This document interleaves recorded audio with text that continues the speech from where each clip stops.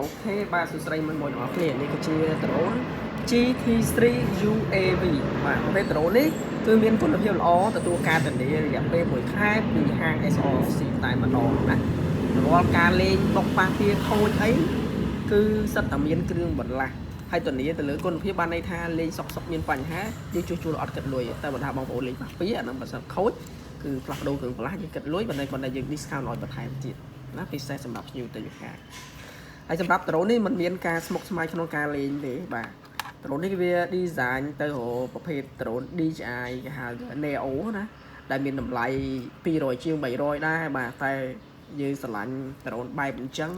យើងទៅទិញប្រភេទដ្រូនស៊ីនក៏វាថ្លៃចាយលុយអស់ច្រើនអញ្ចឹងណាសម្រាប់បងប្អូនត្រូវមកលេងនៅក្នុងផ្ទះអីអានេះគឺជាជម្រើសល្អ20ជាងមានការធានាមួយខែអែមបាទមានទាំងកាមេរ៉ាមានទាំង sensor ការពារបុក sensor ទប់លំដឹងក៏មានអែមតែម្ដងអែមអស់អីនិយាយណាហើយជាមួយនឹងមួយ set របស់វាយើងទទួលបានថ្ម drone មួយគ្រាប់ដែលមានភ្លើង 3.7 វ៉ុល 1800 មីលីអាំពែដែលលេងបានចន្លោះពី8ទៅ75នាទីដែរហើយមួយ set វានៅក្នុងកញ្ចប់នេះទទួលបានទូលវីសបាទទូលវីសមួយខ្សែសាកមួយដោយប្រភេទដូច Type C ណាបាទដោយសារថ្មនេះគឺយើងមិនទៅយើងប្រើដូច Type C ដែរហើយស្លាបសកួរចំនួន4ហើយនឹងប្រទេសសម្រាប់យើងបោះស្លាបណាហើយនេះគឺជាតេឡេរបស់វាបងប្អូនណាអញ្ចឹងកុំឲ្យខាត់ពេលយូរខ្ញុំបញ្ចូលតាក់ទងការហោះ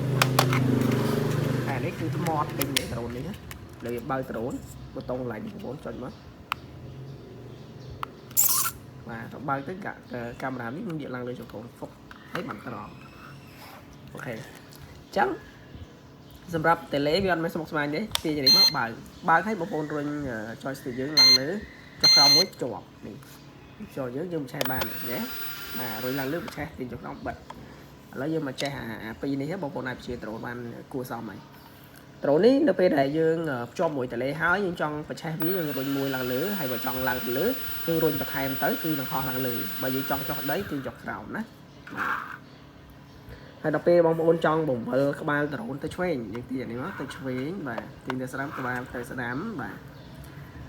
ហើយបើតាក់ទងកន្លែងនេះវិញjoystick ផ្លាស់ប្ដូរទីតាំងបាទន័យថាយើងកំពុងហោះពី3ម៉ែត្រអញ្ចឹងទៅយើងចង់រុញទៅមុខរុញទៅមុខទៅរុញទៅមុខទាញមកក្រោយដ្រូនយើងហោះមកក្រោយទាញទៅឆ្វេងដ្រូនយើងរត់ទៅឆ្វេងទាញទៅស្ដាំដ្រូនយើងរត់ទៅស្ដាំបាទអញ្ចឹងយើងមើលប៊ូតុងទាំងប្រមាណនេះទៀតនេះមាននេះខ្លះបាទប៊ូតុងទី1នេះគឺដាក់ដូចសញ្ញាអីគេការពារជុំវិញហ្នឹងអាហ្នឹងបើក sensor ការពារបុកហ្នឹងហើយបងប្អូនចុចវាទៅពេលដែលមានអីទៅចិត្តវានឹងកិច្ចបាទជុំដុំហ្នឹងនេះ sensor វាបើកអញ្ចឹងពេលដែលហោះអីវាផ្ដោះញ៉ាំទៅហើយយើងក៏ប៉ះវាកិច្ចចេញប៉ះឆ្វេងវាកិច្ចទៅស្ដាំប៉ះខាងស្ដាំវាកិច្ចទៅឆ្វេងអញ្ចឹងណាអូខេហើយយើងបិទវិញចុចអាហ្នឹងវិញបាទអូខេកន្លែងនេះកន្លែងប៊ូតុងគេហៅថាចុចមួយឡើងត្រង់ចុះត្រង់ហើយខ្ញុំចុចមួយបងប្អូនខ្ជិលរួចចេះប្រឆេះអាចចុចចេះបានណានេះអស់ឡើងយើងចុចវិញវាចុះវិញអូខេប៊ូតុងនេះវាមានប៊ូតុងហៅចុចតាក់ទងនឹង highlight mode ណាបាទ highlight mode អាហ្នឹងខ្ញុំមិនrecommendឲ្យចុចទេប៉ុន្តែគ្រាន់តែនៅក្នុងប៊ូតុងនេះដែរវាមាន option មួយទៀតបងឃើញអំពូលទេអាហ្នឹងបើថ្មយើងពេញយើងចុចជាប់ទឺតចេះភ្លើងដ្រូននៅព័ទ្ធជុំវិញហ្នឹងគឺនឹងបិទដោយស្វ័យប្រវត្តិណាបាទហើយយើងចង់បើកវិញចុចកន្លែងហ្នឹងឲ្យជាប់វាបើកវិញអានេះដែលជាស្រ័យថ្មយើងបើកពីប្រអប់វាអត់មានភ្លើងគ្រប់ទេអញ្ចឹងឲ្យវាលោតផ្លឹបផ្លែតអញ្ចឹងយើងអាចបិទបាននេះ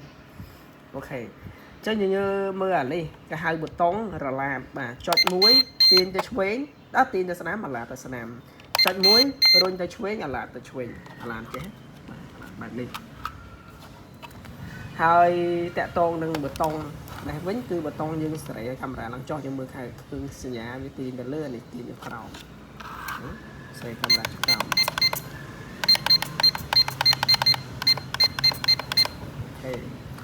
ប៊ូតុងនេះចុងក្រោយគេគឺគេហៅប៊ូតុងសេរីលំដឹងដ្រូនប៉ុន្តែបាច់ប្រើឲ្យបងប្អូនដោយសារដ្រូនយើងមាន sensor ទប់លំដឹងហើយគាត់ហោះឡើងវាហោះនឹងហើយអញ្ចឹងបងប្អូនកុំចុចកន្លែងនេះបើចុចកន្លែងនេះដ្រូនយើងបាត់ការគ្រប់គ្រងការថ្លឹងស្លាបហើយ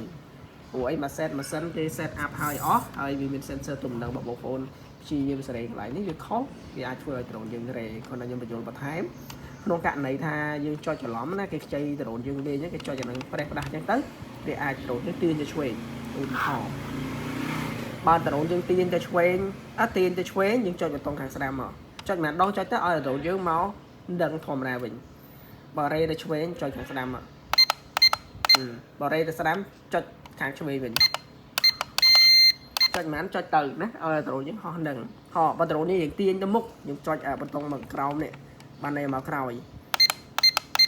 បើរេរបស់យើងមកក្រោយចុចទៅមុខអាហ្នឹងក្នុងករណីគេចុចតលេរបស់យើងឲ្យវល់អញ្ចឹងណាបងប្អូនអាចសេរីរឿងនឹងបានតែក្នុងករណីដ្រូនយើងហោះនឹងកុំចុចណាអូខេអញ្ចឹងឥឡូវយើងមកដល់វគ្គរបៀបភ្ជាប់ជាមួយនឹងដ្រូនបាទរបៀបភ្ជាប់មួយដ្រូនអត់ពិបាកទេបងប្អូនមានទូរស័ព្ទយើងហ្នឹងនេះ Wi-Fi វាចាំតែក្បាល flow ខាងមុខហ្នឹងត្រឹមត្រូវហើយតែយើងត្រូវចាំបាច់មាន app មួយដែលមានឈ្មោះថា Wi-Fi UAV ណាមានអាហ្នឹងអាចចូលទៅ app ហ្នឹងផ្ទាល់ក៏បានហើយយើងចាំចូលតាមនេះហើយយើងចុចអា flow ហ្នឹងមកបាទភ្ជាប់បានហើយចេញមកវិញឲ្យតែជាប់ឈ្មោះដ្រូនហ្នឹងនៅលើហ្នឹងបានន័យថាយើងចុច start ទៅចេញរូបហើយណាឃើញទេងាយស្រួលបងប្អូនងាយស្រួលខ្លាំងមែនតើសម្រាប់ដ្រូននេះអញ្ចឹងវីដេអូគឺមានប៉ុណ្្នឹងទេសម្រាប់មួយដែលត្រូវការអាចតាក់ទងទិញបានហើយមួយទៀតកន្លែងដែលខ្ញុំអត់បានប្រាប់ខ្ញុំសុំបិទ tele តិចអានេះរបៀបដោះជើងចាប់ជាមួយទូរស័ព្ទចុចកន្លែងហ្នឹងមកហូតចេញក្រៅបានបងប្អូនចង់ដាក់ចូលវិញនេះវាមានកលៈរបស់វាដាក់ចូលឲ្យស្មើអញ្ចឹងមកចាំយើងចុចអានឹងចូលក្រុមទេស្រួលទេបងប្អូនអត់ចេះគេអត់ប្រាប់យើងបងប្អូនអាចធ្វើឲ្យបានហ្នឹងណា